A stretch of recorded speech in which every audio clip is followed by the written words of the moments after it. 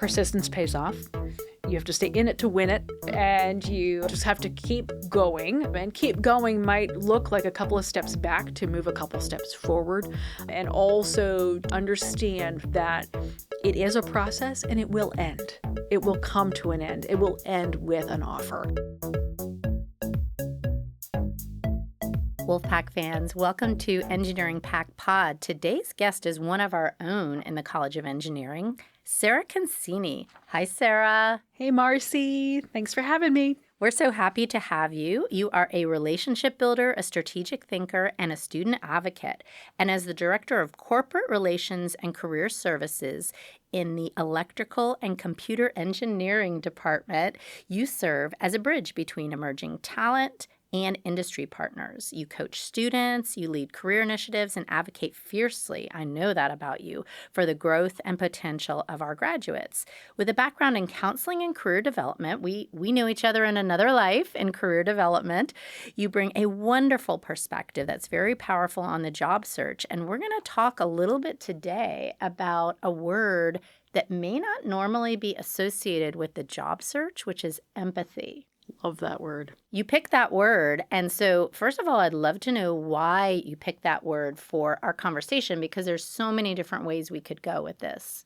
I think it's something that students and job seekers tend to forget because the process is so inward focused. I'm out to get a job. I'm out to grow my skills. I'm out to better myself. And me. This is about me. This is about my career. And we forget to translate that to self-care as well as an understanding of the employer perspective, of the market, of others that we come in contact with along the process. Yeah, it can seem so transactional. Like, I'm going to put this document out there and someone will read it and then they'll talk to me and they'll probably reject me.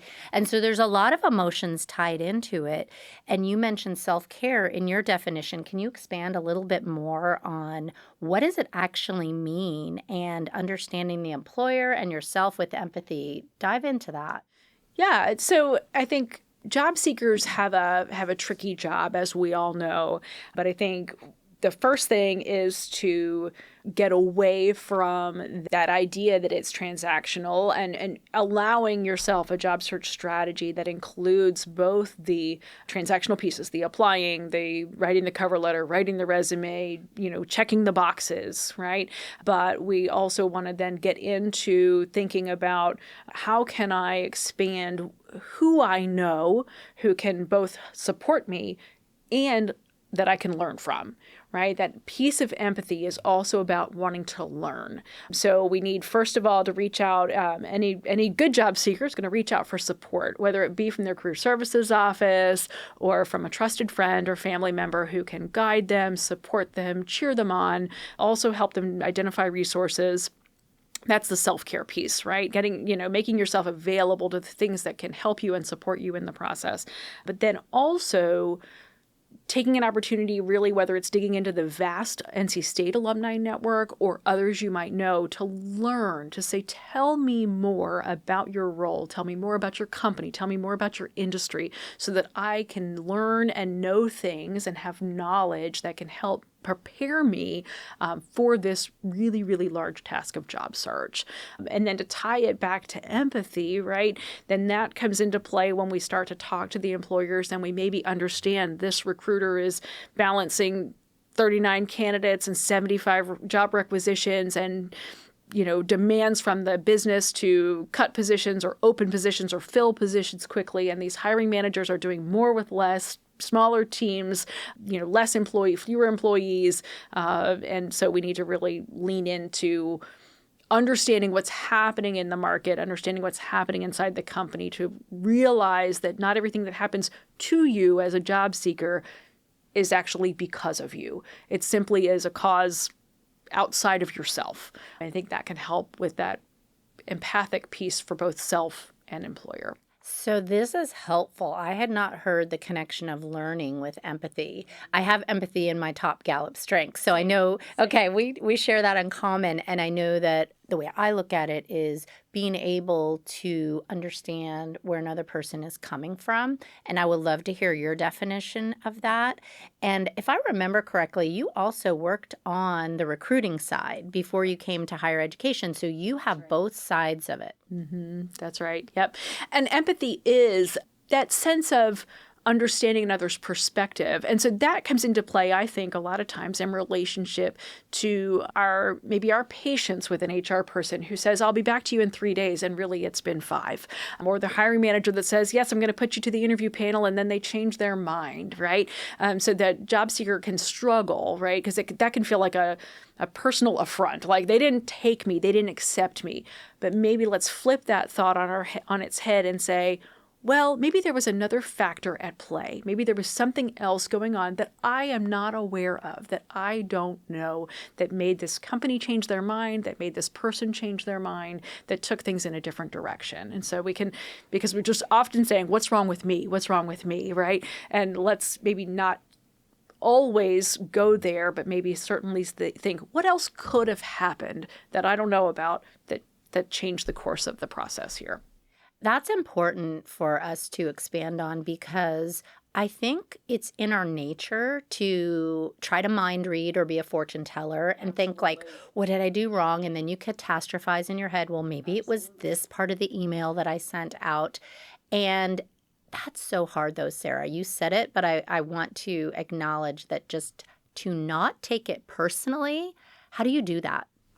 That is a life skill, Marcy. We work on that our whole adult lives. I think we work on that, and to understand that for the job seeker, the process is very personal. It's deeply personal. That's why you have a staff of career services folks and advisors on campus that are here to support you in your development. But for the company, for the organization looking to hire, it is simply a business decision.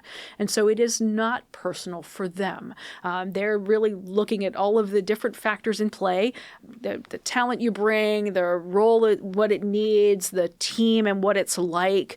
There's just lots of different things. And so for the business, for the employer, it's not personal, but it's very personal to the job seekers. So that's why we really want to take care of our students and support them and cheer them on and help them have that reflection so they can say, oh, maybe it wasn't me. Maybe it really simply was the business. And so that helps us, it doesn't take away the ownership from the job seeker to learn and understand. Maybe I didn't answer that technical question as well as I could have, or maybe I didn't give that story as much definition as I should have, but then also understand that the factors at play may be things not available to you.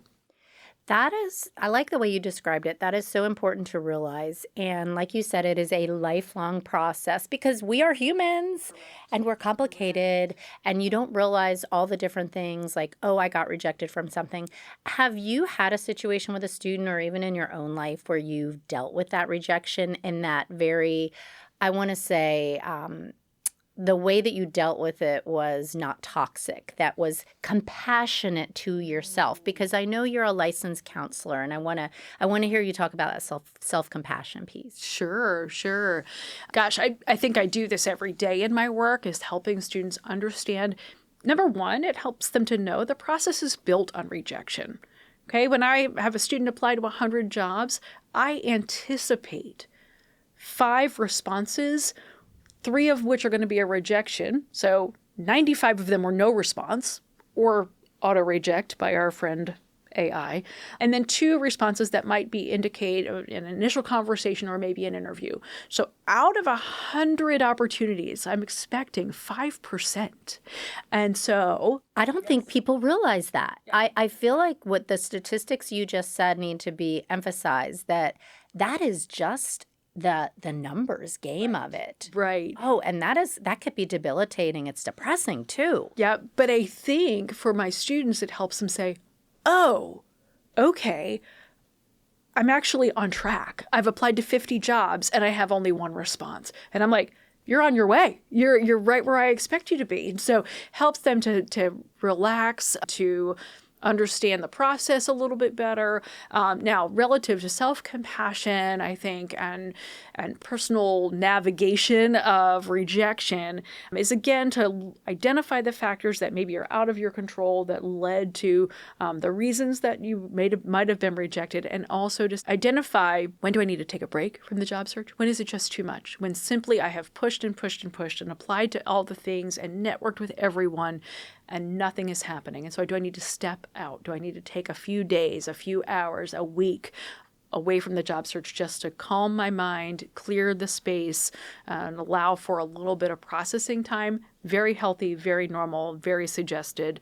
And also to reach out to folks that are your trusted advisors, friends, family, those that will cheer you on, those that think you're pretty cool, and also that can hold up the mirror to tell you what you're capable of.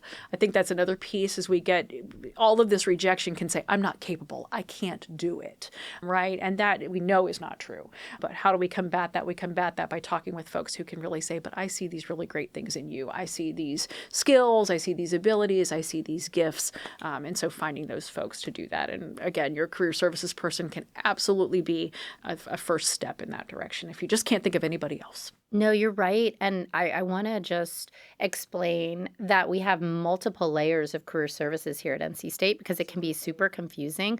So you're at the departmental level, which means how many students are you serving in electrical and computer engineering in the graduate? Oh, I serve all levels, bachelor's to PhD, and we serve just over 2,300 students. Wow. Okay. And you have a team. It's not just you. I do have a team. Okay. That's wonderful. And then I'm at the college level, which is College of Engineering. So I also work with grad students. And then there are also people at the university level, the Career Development Center, like Glenda Darrell, who's wonderful, and she works with College of Engineering.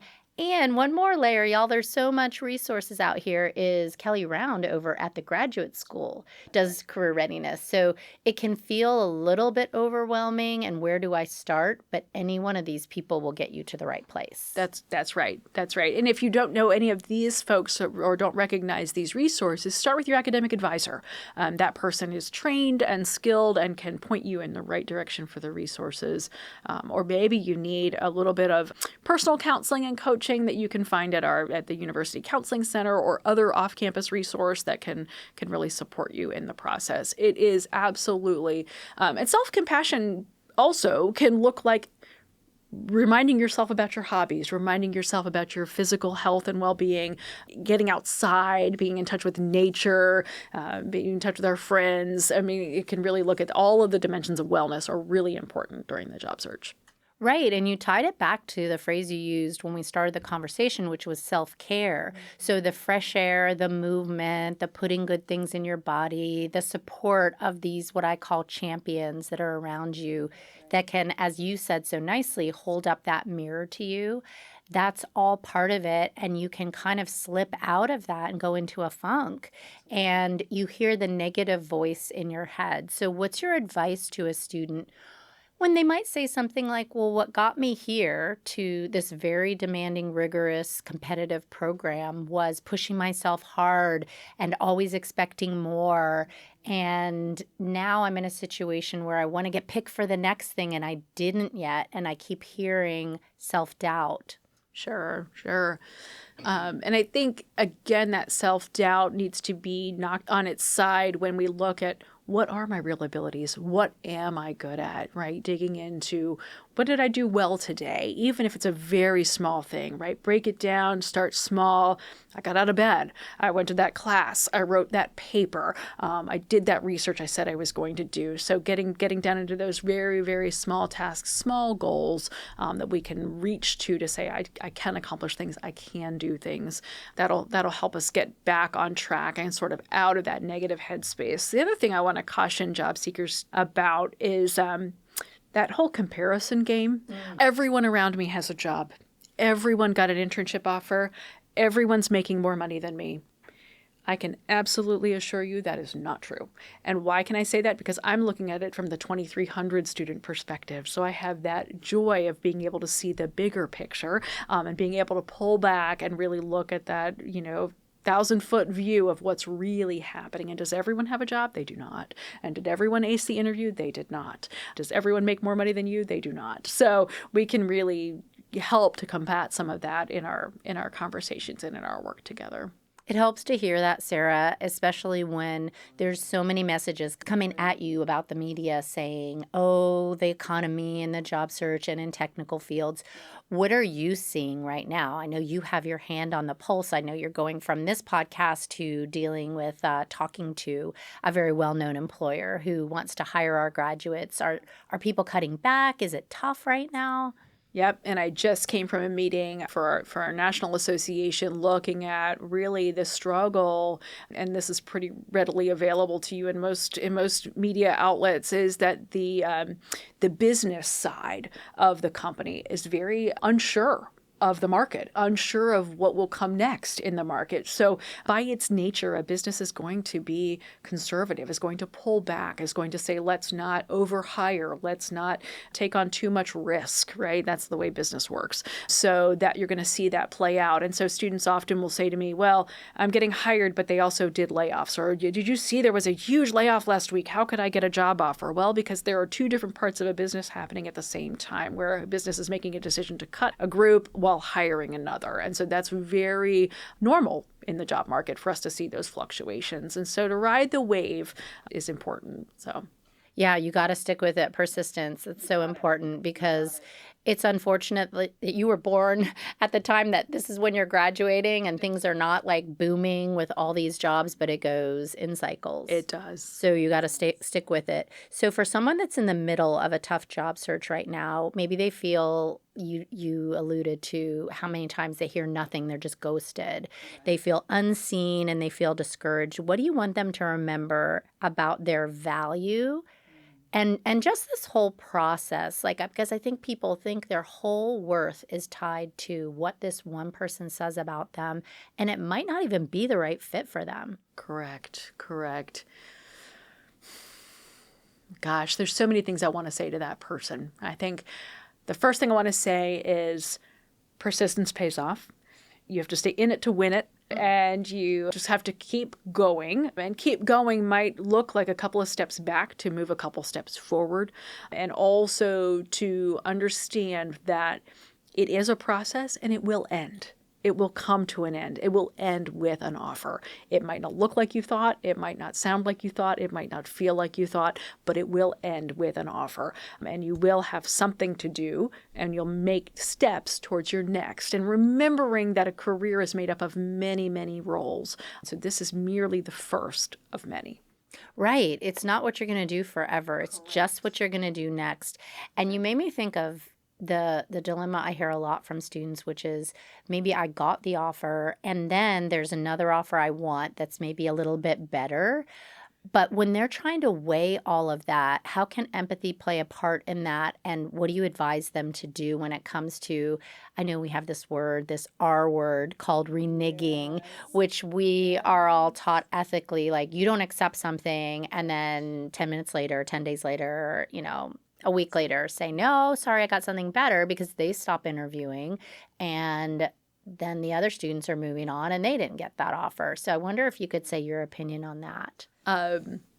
Empathy plays actually a huge part in this concept of a renege, where you accept an offer and then later decline. If the job seeker can understand that when you say those words, I look forward to joining you, I accept your offer, I'm excited to get started, that company then puts the wheels in motion. They get you a laptop, they assign you a workspace, they plan tasks for you, and for you to go back and say, no, never mind. That's a huge disservice to their business and to their commitment to you. And that can be really hard in the context of a market that lays off people just as fast as they hire. So job seekers feel like, well, why can't I just collect a few and decide later? That's not what we're doing. We're going to make a commitment and we're going to make a best decision as we can with the information we have at the time. And I think to the point of a job seeker getting one offer, accepting that offer, and finding something better, my question is, why did you keep looking? Understanding that this will be the first position and that quote unquote better role will be available next. And so we'll come to you in its own time. So it's not a matter of saying, I'm never going to work at that dream company. I'll work at the dream company next. And that helps us, I think about, okay, let me take one step and then the other. Why did you keep looking? That's a good one. So just to play this out another second, because this is one of these dilemmas. What if they said, well, I was looking at the same time and I got the first offer. Can they talk to the first offer before accepting the second one? And how do you recommend doing that? Absolutely. Absolutely, you should. You should be remembering the value of the timeline. When an employer extends you an offer, if they give you a deadline, first ask if that can be changed. First ask if that can be shifted. Get as much time as you can in that decision process so you can allow these other things to line up, because, Marcy, as you and I well know, the dream offer comes after you accept the first. So the timing is never perfect. The timing is never right. Life is always messy. So, see what you can do on those timelines graciously, professionally. Get those extended out as long as you can to make decisions while not taking advantage of an employer. If an employer gives you an adequate amount of time, 2-3 weeks to make a decision, be mindful, be careful about that. Again, having that empathy for that company who needs a decision from you so they can move on with another candidate. Understanding, too, the empathy piece here is recognizing that behind you in that job offer is another candidate, ready, waiting, hopeful. And you know all too well that ready, waiting, and hopeful feeling. So while you're holding this offer, you're denying that from someone else. And I want to push this just a little bit more, because we hear different sides of this, and we know that it happens. We know it happens on both sides, that the renege happens by the student, and that makes us look bad at NC State. We don't want that to happen. And we know that sometimes an employer makes you an offer, and then, oh my gosh, all of a sudden we had to cut. Offers off the table. So when you are in the situation of thinking, well, earlier I heard you say it's a business decision, but also I'm hearing you say, but it's a person who's also trying to get that job that you have taken away from them and now changed your mind. Right. Help me with that. It's like it's a business decision, but it's also a personal decision. Right. It's both. Right. Yes, it's both. It's both. It's a business decision from the organization outward to the candidate, right? The business says, here's what I need. The business evaluates, does this candidate have what I need? Can they do what I need? Can they complete the task in front of them and the thing that'll make my business better, right? But then it's a personal decision for the job seeker to say, does this work excite me? Does this company align with my values and my goals and my what I see for myself professionally? And so that's where the personal decision comes into play. And so the both are living at the same time. And when a company does make an offer and then later changes their mind, which I think we see very infrequently. I think we are very fortunate to work with a really strong cadre of employers that make very smart decisions about hiring. But when we do see that, it absolutely wasn't about your skill or ability that they cut the role. It was absolutely a financial decision and understanding that. So should that be the case, helping the job seeker understand that was a financial decision and not about your value as an employee. I'm glad you said that it happens very rarely on the employer side, and just to remind people of that. And yeah, and things happen in life. And so it's not an easy process, but I'm glad we kind of got into that little bit of a debate because it can be controversial. As we wrap up with our last question, would love to know one small thing that a job seeker can do, maybe that they can practice this week to help them if they're struggling through this tight job market. Yep. Two things relative to, I think, and this goes back to what we talked about already. I want you to go out and identify, maybe it's writing a list, maybe it's telling a friend, a trusted family member, an advisor, here's what I'm good at. Here's what I know I am capable of doing. Here are the things I'm proud of, right? Let's do that. The second thing I want job seekers to do, look around for small bits of gratitude. I think that's really, really a key step in shoring up our mental health, right? Good mental health exercises are to look around for things. The sun is shining. It's warmer than it was the last 3 days. I was able to grab my favorite cup of coffee. Whatever things you are grateful for in your environment, look around for those things, cling to those things while the search is difficult. And hang in there, Wolfpack. We're here for you. Yes, we're here, Wolfpack. You got lots of resources. Thank you, Sarah Consini. Well, you're so welcome, Marcy. It was a pleasure to be with you this morning. And to our listeners, take care of yourselves and go forth in the job hunt.